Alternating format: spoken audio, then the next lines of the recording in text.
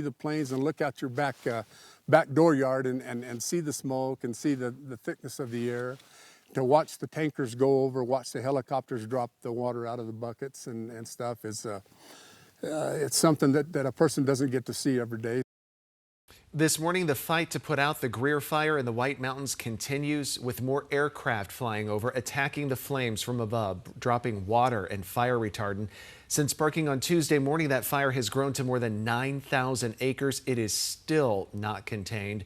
This morning, 12 News journalist William Pitts is live in the studio with us with a closer look at exactly where this fire is burning and the latest on those evacuations. And something, Will, that man pointed out who's talking about the aircraft.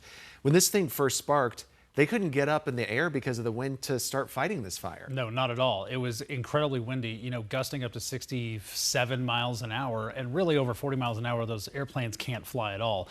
But I am hearing that there's going to be a heavy air attack today, so hopefully we get a lot more planes up there. I want to show you this, though. This is a brand new map uploaded just probably 15 minutes ago, showing the new perimeter of the fire.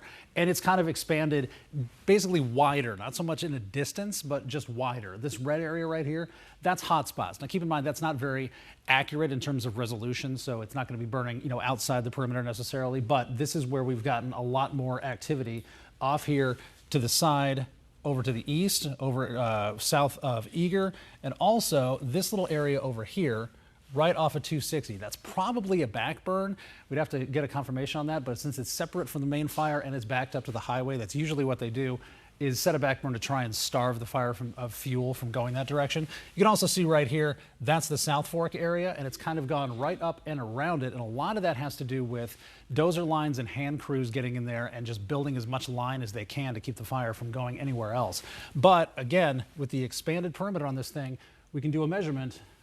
We're now only 1.27 miles away from the nearest house in Eager. So hopefully this doesn't spread all that much, but again, the wind is kind of going to the east and a little bit to the north also. So hopefully they'll get a bigger handle on this, get some planes up in the air and do some pretty heavy drops.